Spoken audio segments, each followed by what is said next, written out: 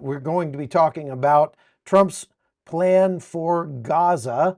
As you know, Benjamin Netanyahu, Prime Minister of Israel, was in Washington, D.C., and they were talking about this. And President Trump said, well, we ought to just own it. We'll just take it. Gaza will be ours. Belong to the United States. We'll make it into a resort area. It'll be great. Some people in the comments said he didn't actually say that. He was being facetious. Well, I'm just going by what he actually said. He did actually say that the United States would own Gaza. Go back and look at what he said. Now, later on, the administration walked back those comments somewhat and clarified what he meant. And that's fine. Not going to hold that against Trump. I think it was awesome. I think, number one, watching President Trump is always entertaining. He's an entertainer after all. So that's good. It's going to be a fun 4 years with him at the helm. And we're actually going to get some things accomplished, it looks like. Let's break down what Trump really means. Now, and I'm not going to even pretend to know what Trump actually means, but let's break down what the administration is saying about the deal or what he would like to see happen in Gaza. Now, he said, look, we just need to move those people out of there. And then when there's no more people in there, then the United States can take over from Israel. We can come in there. We don't need any troops because there's nobody to shoot at us. And then we'll go in and we'll bulldoze the place. We'll clean it all up. We'll demine it, fill in all the holes and bomb craters and tunnels. Then we'll start building, investing, and we'll build resorts and clubs. It'll be great. Beautiful beachfront property.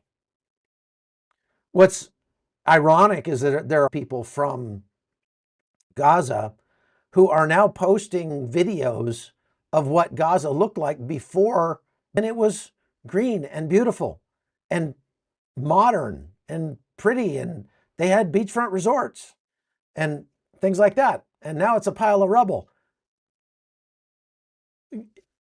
You think maybe they would make the connection there why it is now a pile of rubble?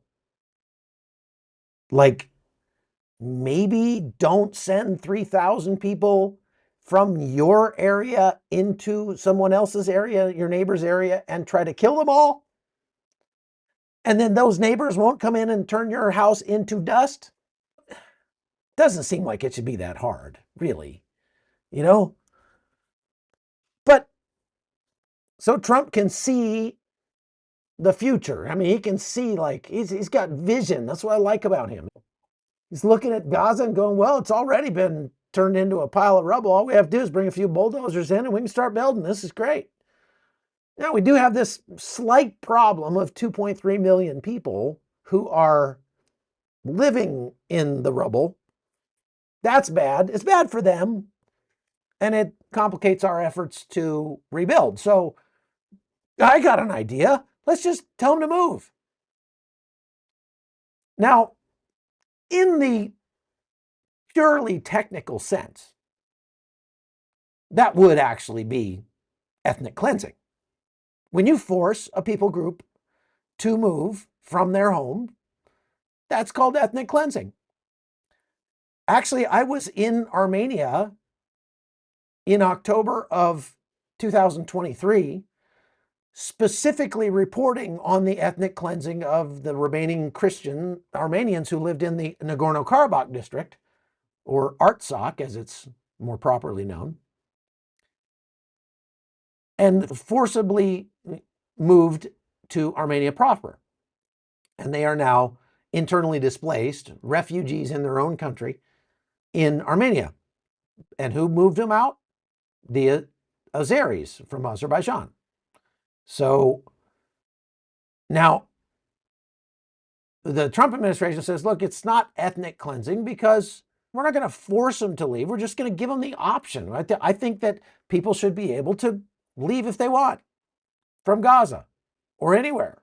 If it's bad where you live, you should be able to leave that place. Nobody should be forced to live someplace that's terrible. So let them leave. Surprisingly, many people within the Israeli government have said it's a good idea. Now, I don't know why they didn't have that idea along, like maybe October, November 2023. If they said, we're going to go into Gaza, let's just open up the gates to Egypt and let people voluntarily leave. And then we're going to start bombing the fire out of everything. And maybe more people will want to go vacation in Egypt for a while. But Egypt was not down with that. Israel was not down with that because obviously you're just going to push out, give them the chance to leave with your hostages. So they couldn't do that. And here's the thing. I feel like I've pointed this out for more than a year. If you've been watching me for more than a year, you've heard me say things like this before. The world, the United Nations, many countries around the world, including the Biden administration, tried to blame Israel for that dilemma. You have this extremely hostile group of people, numbering roughly 2.3 million, that lives right next door to your people, who just came in and slaughtered a whole bunch of your people. Not just slaughtered, but I mean, you can't even say the things that they did to the poor Israelis that live down there. Took a couple hundred hostage and took them back in there, that they're now still holding. So what's Israel supposed to do? If we do nothing, we just encourage them to keep doing that again. That's not an option. We can't go in and just carpet bomb Gaza because there's a bunch of people in there that are not involved. We can't do that. We can't open the gates to Egypt and push them out of Gaza and, create a buffer zone in there, because that's ethnic cleansing.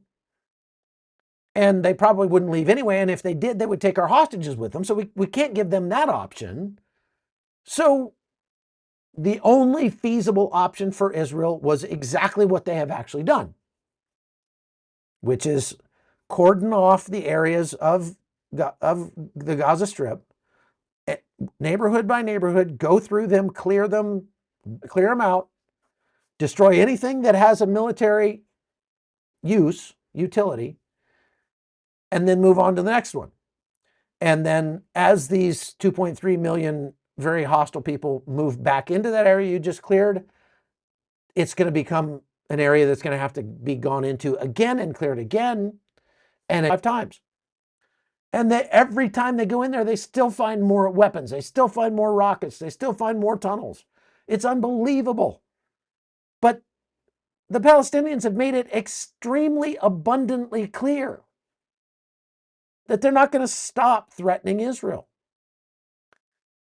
And so if Donald Trump stands up and says, well, you know what? Sounds like those people would be better off living somewhere else. He's not wrong. And Israel is saying, okay, well, we're at a point now where we can start thinking about allowing people to leave Gaza. Well, obviously, they can't come to Israel. But if you want to leave Gaza, we will put together a program that will allow you to leave across a land border into Egypt. You have to be checked to make sure you're not hiding a hostage, but we'll let you out. This is straight from Israel Katz, the defense minister. They're saying that they will help arrange boat lifts or airlifts out of Gaza to help people leave and start to take some of the pressure off of Gaza. Now, that plan is not without its problems. First of all, virtually everybody, except for Israel and the United States, is against this plan. They're like, nope, we're not taking any of these people. Now, here's where you really get into the hypocrisy. When you go back and look at during the war, Spain, Ireland, Norway, Armenia, a bunch of other countries recognized Palestine as a state. And if they are being persecuted, as these people claim they are, in their home state, they have a right under the international laws and treaties in effect regarding immigrants. They have the right to leave and go somewhere else. These arguments that the left has been making for years about the unbroken conga line of migrants coming up from our southern border into the United States, if you apply all of those same arguments to the people in Gaza, those people should be able to leave and go to Egypt, to Saudi Arabia, to Norway, to Spain, to Ireland. As a matter of fact, those countries would pretty much have an obligation to take them in. And that's the point that Israel Katz is making. They have an obligation to take them in. And if they don't, they expose their own hypocrisy. How do you feel about that? Do you think people from Gaza should be allowed to leave if they want to? Now, I hear what many of you are thinking. You're saying they're just going to go be terrorists somewhere else, and that can't be good. True. Very likely true. It's also interesting to me that throughout the entire war and long before that, the entirety of my lifetime, when you heard the media talk about Gaza, Gaza was a giant refugee camp for people whose true homeland was in Israel. And Israel just needed to go away so that these people could return to their true homeland in Israel. They have this right of return, and they still carry symbolic keys around, the keys to their home in the north. Now, those same people are saying, you cannot kick the Palestinians out of Gaza. It's their homeland. All this time, they've been saying that Gaza was not their homeland, that Israel was their homeland. President Trump wants to give them the ability to leave if they want to. And now those people are saying, no, that's their homeland. You can't kick them out of their homeland. When you talk about the logistics of something like this, you're talking about a pretty serious movement of people. It wouldn't be easy to clear out Gaza. 2.3 million people is a lot of people. There are various historical examples of times when peoples decided, you know what, we just can't live next to these people over here. There's just irreconcilable differences. And so we're going to move out of the neighborhood and go somewhere else. Or the stronger neighbor said, we don't like you, you're going to move out and go somewhere else. And they just forcibly displaced people. So, I mean, that's what Azerbaijan did to the Armenians in Artsakh back in 2023. They came in one day. There was still 120,000 people, Christian Armenians, living in Artsakh, and they came in with the Azeri military and just started killing people. And they said, this is ours now. We're taking this over. No more discussions. They did that with the permission of Russia, who was supposed to be protecting the people in Artsakh, and it did just the opposite. When they did that, anybody that was paying attention said, hey, that's ethnic cleansing happening over here. Hello. I was reporting on it. And Azerbaijan was saying, no, it's not ethnic cleansing because they don't have to leave. They can stay if they want. We'd be very happy if they'd stay. Well, when the first few Armenians show up missing significant body parts, like from the neck up, that's a pretty strong message that you're not really welcome here anymore. I mean, but the Armenians knew that life in Artsakh under the government of Azerbaijan was going to be a living hell. And so they left voluntarily, sort of. they didn't volunteer to leave, they were voluntold to leave. Azerbaijan tried to make the case that no, it's not mandatory. They don't have to leave. We'll just kill them if they stay. It does get complicated. If Donald Trump really wanted to rebuild Gaza, obviously we can't do it with the Palestinians there because they would spend all their time trying to kill our construction crews. And that really slows down the schedule. When the people you're building a resort for make a habit of trying to murder you and your coworkers every day, it does tend to slow down the timeline. You would have to get them out of there. I don't see any other option. You'd have to get the Palestinians out of there if you were going to send Americans in to rebuild, because the Palestinians won't stop trying to kill us. And so even if you make it voluntary, even if you paid them to leave, hey, we'll give everybody $1,000 if you pick up and leave for 2 years. Then you can come back. But 2 years, you got to take your $1,000, you got to stay out of Gaza. Even if you did that, most of the Palestinians would not leave. And now they're saying, no, but Gaza is our homeland. Okay, fine. Trump's trying to rebuild your homeland for you. He's trying to do you a favor.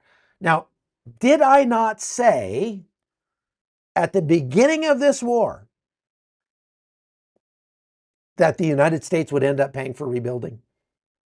Have I not said that all along? And now that's part and parcel of the day after plan for Gaza, is for the United States to pay to rebuild it.